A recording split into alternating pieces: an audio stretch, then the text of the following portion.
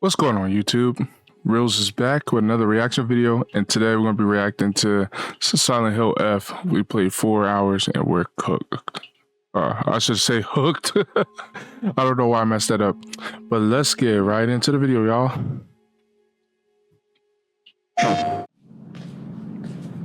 Excuse me? Hello and welcome to PlayStation Access. My name is Rosie and I'm joined today by the wonderful Connor. Hello. And Connor, I hope you're excited because I'm going to talk to you about my time with Silent Hill F. I don't know if I'd use the word excited, but I'm certainly enthralled. Enthralled?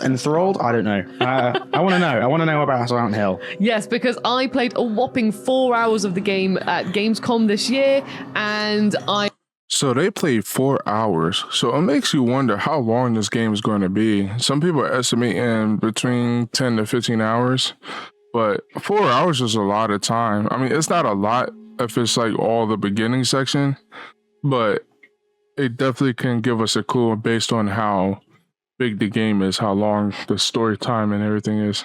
I left it wanting more. I was so intrigued and engulfed by it. Literally, the 4 hours flew by, and I just want to talk about... Oh, hell no.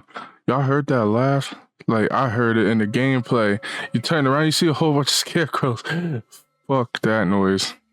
Things that I really enjoyed in the game, and also some things that were added as well. Cool. Let's lightning round this. Let's go. Let's go. So, first of all, I loved how this game to me felt very classic Silent Hill. Immediately when you boot up the game, it asks you to choose a puzzle difficulty and like action difficulty, which, you know, rather than just saying this is what it's going to be, it was really nice just to have those options. Yep. That's cool because, like, from what all the other Silent Hill fans were saying about certain games is that they feel like they're starting to stray away from like the survival horror aspect of Silent Hill. And on top of that, they keep making Silent Hill games that don't take place in Silent Hill. I'm not sure which game was the last game to take place in the city, but I do know that Silent Hill F and The Room, Silent Hill 4, don't take place in the town. So I don't know, but to each his own. I don't know. I'm more familiar with Resident Evil than I am with Silent Hill, even though I grew up watching my dad play these games.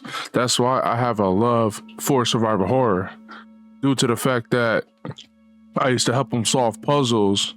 Like the last Silent Hill game I watched my dad play growing up was Homecoming, and a lot of people didn't like that one. But hey.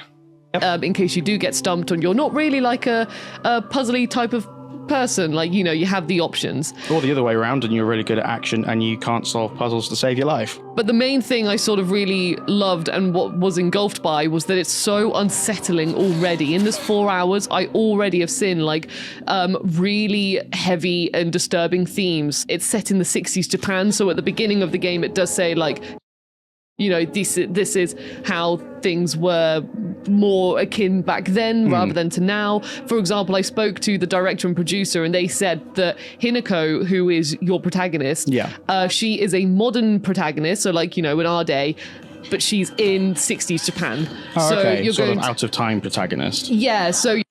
Oh, so this whole time I'm thinking that Hinako lived in the 1960s time period. That's definitely interesting.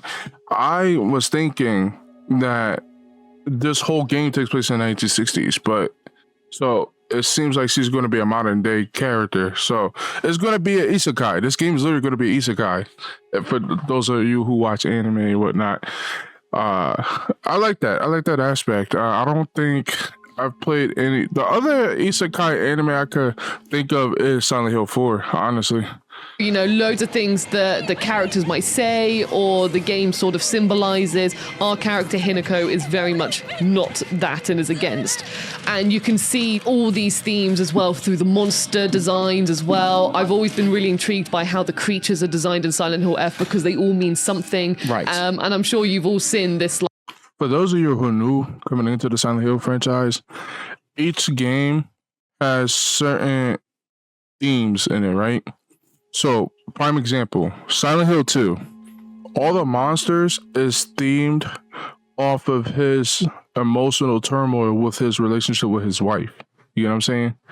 So, like, Pyramid Head is like a Punisher, right? he's relentless. He won't stop chasing James until James gets some sort of closure. You know what I'm saying?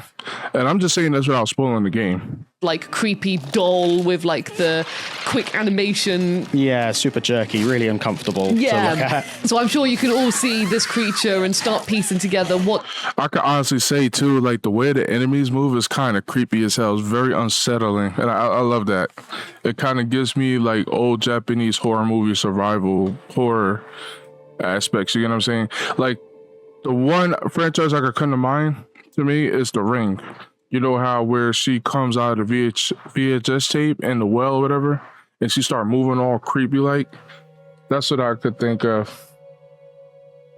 What this could potentially symbolize. Yes. But I don't want to say too much because obviously I want everyone to play it and experience it for itself. But just know that if you're going in Silent Hill F, immediately you're not having a lovely time. It's immediately like really immediately horrible. Yeah, well, I mean, I don't think that counts as a spoiler. Like, everyone should be knowing what they're getting themselves into by this point. It's pretty well established that no one's going into any Silent Hill game for sunshine and rainbows. Exactly. And throughout your time as well, you're constantly wondering not only what, for example, the symbolism of the creatures mean, but also the characters who you're with. You're constantly questioning who you can trust. What do characters mean by things that they say? Why do they say certain things?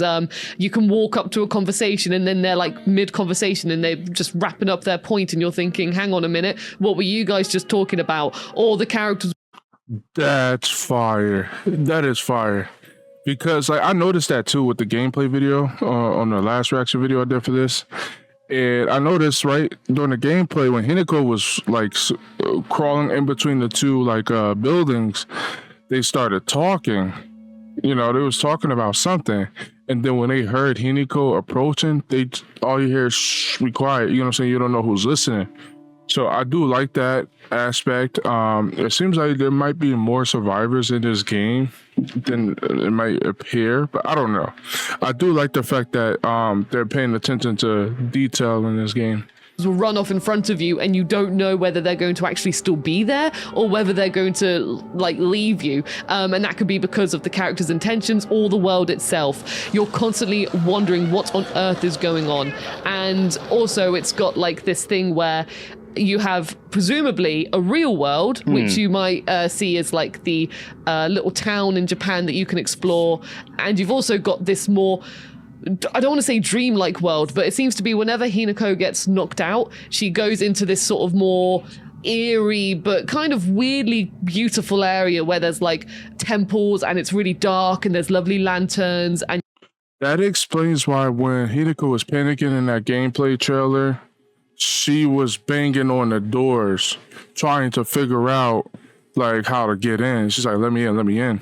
You know what I'm saying? And then the guy with the fox mask was reacting to her saying like, calm down. You know what I'm saying?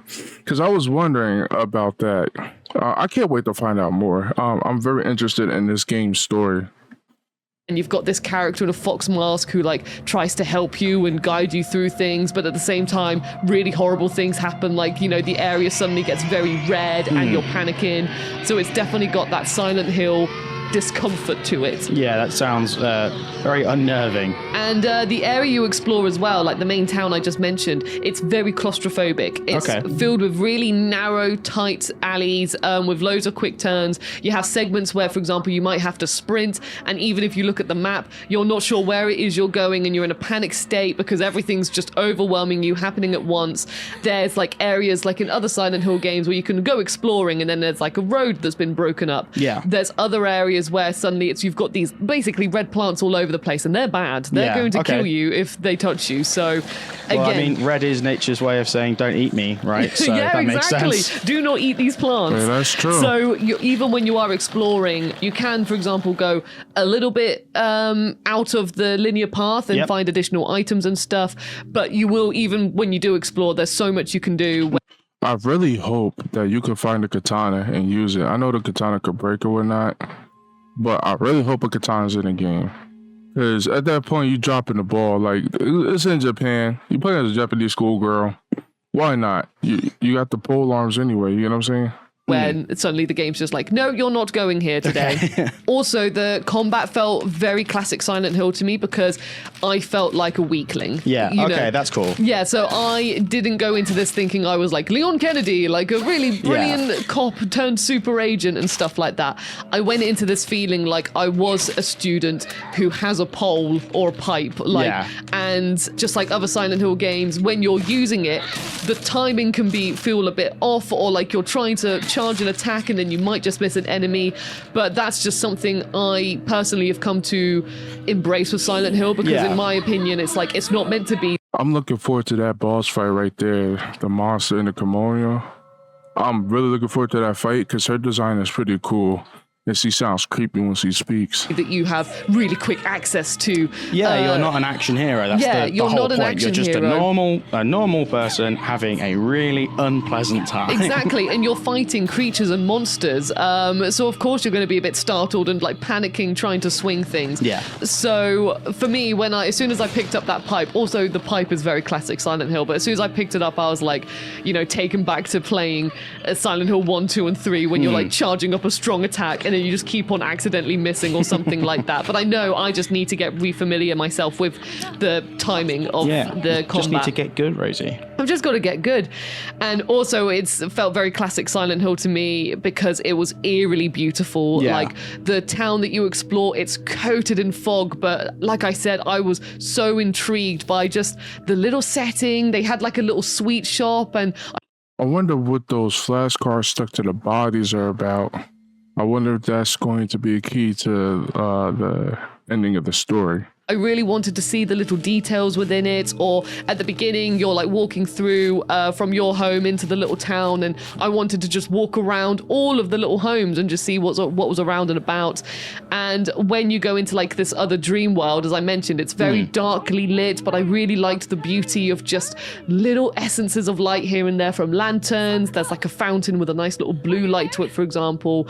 So it's like I'm very much enjoying how just eerie the whole game is at the moment. Yeah, it certainly sounds like it's got a lot of atmosphere going on, and it's something to look forward to if you like the Silent Hills of old. Yeah, but they've also made like a couple of changes. Okay. So, for example, there's a lot more for you to consider. You've got, in all Silent Hill games, for example, you've got a HP gauge, but now you can actually see like a bar rather than it just being like when you go into the inventory menu, it's like flashing red or something like that. You actually have a HP bar.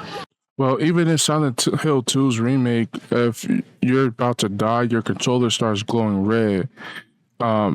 Despite the fact of you going into the menu, it's like flashing red. But I noticed that in my stream earlier today when I was about to die. There's 2 occasions where I was about to die, and I saw the little health item at the bottom right-hand corner of my screen. So I like the fact that there's going to be a little health bar and whatnot. I do also like the fact that there's a durability factor with the weapons, and that you can craft. Well, I don't know if you can craft weapons, but I know you can rebuild them and fix them up. You've also got a stamina bar, and you've got a sanity bar as well. Ooh, that's new. Yeah, so I wonder if the sanity bar is the crescent moon or the little flowers above the health gauge, because clearly the red bar is the health gauge and the green bar is the stamina bar. So I'm not sure yet. the stamina bar goes down when you're like in an enemy encounter and you start sprinting, for example, and it's good to have like a visual representation of what you can do. Yeah. And there's how much stamina you've got left. And when you do an attack, that means that your stamina bar goes down as well. And your sanity bar, which is, very, very interesting, like a complete new sort of addition to it. Yeah. It's kind of like a weird... when you're playing a video game like Tomb Raider and you go underwater and you've got like a breathing gauge first, like holding your breath, and then it decreases your health. Yes. So the sanity bar is, it's pretty much that. So when you're in some environments, there's a moment where let's say the dream-like temple area, it will go like really red, and Hinako will say like, "Oh, my head," and your sanity bar will decrease. Okay. And then once that's So it looks like the little flower gauge at the bottom corner above the health bar is the sanity gauge. But my thing is, right, I wonder if she goes crazy, will she be paralyzed? Like, but you'd be unresponsive if the enemy attacks, because that's what assume like may happen. I know Silent Hill has a lot of enemies that'll scream at you, and it will paralyze you for a brief moment. That's what I'm wondering is going to happen, but I'm not sure. Decreased, then your health will start decreasing as well, and then Right. that probably means you're gonna die if you don't get if you don't get out of that area. But again, that incentivizes you. Speaking of which, I just thought about something else too. I wonder if you die from losing your sanity gauge, if there will be like a unique death scene. You know what I'm saying? I don't know if Silent Hill has had death scenes in the game, because I have yet to die in Silent Hill 2 Remake. But it would be cool if they factored that into it. You to, in a panic, run away, get out of there. You don't have to fight every combat. You can literally just ignore enemies if you are overwhelmed by them. But also you've got elements like focus, and focus is when you can hone in on an enemy, and if like you charge an attack, when you do it at the right time and you don't get interrupted from that charge, you can unleash a really big attack on an enemy. Oh, cool. But focus does cost you your sanity bar. Right. Okay. That's cool. So yeah, not all. Okay. So, yeah, that's good, because at the end of the day, it won't be broken. You won't be able to break the game in that aspect by constantly focus charging attacks on the enemies. So, you definitely got to keep in mind on how you use your different attacks and abilities. All reward, no risk. You have to pick your moments when you're doing your focus attacks. Exactly. And also with the combat as well, you can counterattack. So when an enemy's got this like little purple sort of like aura around them or something, like, it's hard to explain, when they've got this little purple sort of animation to them. When they've got purple vibes. Purple vibes. Literally, when they've got purple vibes, if you attack at the right time, then you can stun the enemy and do more damage. So you're sort of looking at the animations of the... Like a fighting game, if you can attack them and stun them, they'll be stunned for a few seconds, and you get the punishment off of them, dealing massive damage and chipping away at their health. I like that. So the combat is going to be very reminiscent of like a fighting game with a little mixture of Souls-like games too. The enemy, which of course can also be unpredictable. You can dodge in this game as well, and if you do a perfect dodge, then that will not affect your stamina. So again, it's kind of encouraging you to wait and face the terrors and then dodge out of the way. Yeah. You can hold up to 3 weapons at a time, and each weapon has durability. Ooh. And these weapons can be fixed, but you need a toolkit in order to do that. If not, they break and you've just got to find another weapon. Cool. I'm pretty sure the toolkits is going to be very hard to find. Because why would they give you so much unless you're playing like on a lower difficulty level?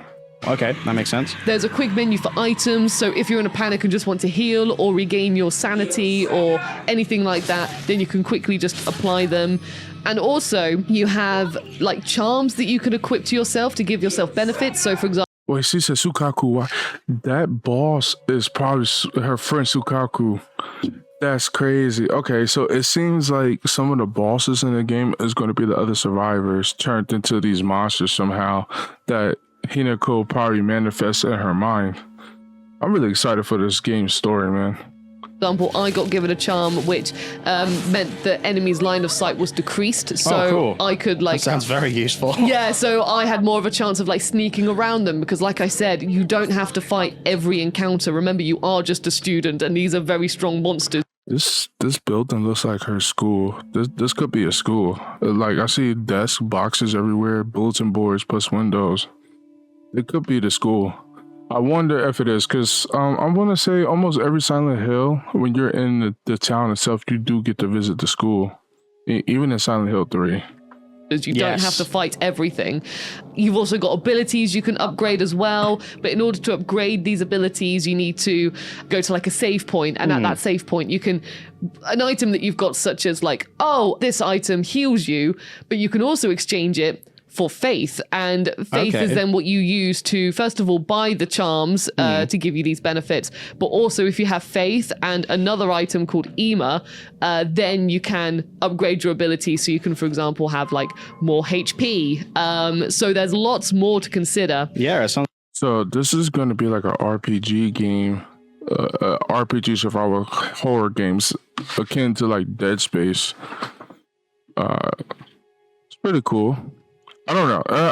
Like I said, I have not played Silent Hill like that. I've only played 2, games, which was The Message and Silent Hill 2 remake, but I'm definitely excited. Sounds like they've obviously taken this like classic Silent Hill template and they've added and built things around it and modernized certain things to keep it fresh, but also to add new depth to it. That sounds really interesting. Yeah, and then just to wrap it up as well, for like things which are new, you get a journal which is filled with details and backstories of characters, the world, the creatures themselves from what you experience, and also. That's pretty cool because those journals that you write can potentially give us extra detail and lore about her version of Silent Hill, her personal hell. So when you are solving puzzles, it gives you like all the clues that you found in order to help you with that puzzle. Ooh, so that's helpful. And I do love little quality of life features like that. And it's got some beautiful illustrations in it as well. And one other thing I noticed, which I thought was very interesting, was that at the beginning of the game, we were being chased by the fog. Right. So fog is a famous thing in Silent Hill. Like, of course, everything always gets consumed in fog. I'm happy to hear that because I wasn't sure if they was going to put the fog in this game. All I saw was the red, grotesque-looking flowers growing on the side of the walls. So it seems like both the red flowers and the fog is going to be chasing her in the first beginning hour. But it seemed to be at the beginning there was an actual presence in the fog which was chasing us. That is interesting. Yeah, and that's what we were running away from. So I only encountered this once. I don't know what it means, but again, I'm very interested to see if this is a recurring thing, if we're going to learn more about the fog itself, and in that regard, then more about the concept of Silent Hill, which is so. Like I said, I'm very intrigued, and I very much want to dive back into it and learn more about Silent Hill F. No, that sounds great. Well, it certainly sounds like you are excited. And maybe I would use the word excited for you, Rosie, in this instance, because it really does seem like you want to see more. As much as I want to hear more, I don't think I want to see more. And that building is definitely a school. Like, I watched a lot of anime. Like, for instance, JJK. The way their school is, the social school, it looks exactly like how that building was. Play more right now. It's still too scary for me. Well, Connor, I hate to say this, but the game is coming out on PS5 on the 25th of September. And of course, when I'm playing it, I'm going to tell you all about it. I will mentally prepare myself. Yeah, so mentally prepare yourself. I'm really looking forward to learning more about the world and seeing all of these horrible, psychological, terrible things which are happening. Why do I put myself through this? Silent Hill, it just be like that. Yeah, just love terrorizing myself. It's great. It's great. Love it. But Connor, thank you so much for joining me whilst I've been talking to you about Silent Hill F. And thank you all so much for listening. If you liked this... One thing I can say, right, is that what I love about the series is that the creature designs has always been good and creepy. I mean, there are some games where it's like, this is bad. But I remember being a child, watching my dad play Silent Hill Homecoming on his PS3, right? And there was a scene where I guess it was a security guard that was with the older brother. He got dragged in the wall by this like human centipede monster looking thing. And mind you, this is before the movie The Human Centipede came out too. Like, it was kind of creepy and very unsettling. And when I saw it, I was like, what the fuck is that? You know what I'm saying? And then I honestly had nightmares, honestly. I can honestly say that, but Silent Hill to me has always been more scarier than Resident Evil, in my opinion, only because with Resident Evil, you can kill the monsters. Yeah, even though in Silent Hill you can kill the monsters, the more creepier aspect about Silent Hill is that this is all in the protagonist's head. So you don't know what's real and what's fake. You know what I'm saying? And then on top of that, you don't know if the protagonist is attacking another person. You know what I'm saying? It's like Silent Hill really fucks with your mind. And that's honestly what I can say I love about the game. But I hope you guys enjoyed the video. When Silent Hill F comes out, I will be streaming it on Twitch. I might not stream it on YouTube. I might stream it both on Kick and Twitch because of some of the themes and whatnot. But if you guys want to see more videos and content on Silent Hill F, I will do guides and stuff like that. I'm definitely going to do a review. But don't forget to hit that like button, comment, and subscribe. And tell me what you're most excited about in Silent Hill F. And I'll see you guys in the next video. Peace.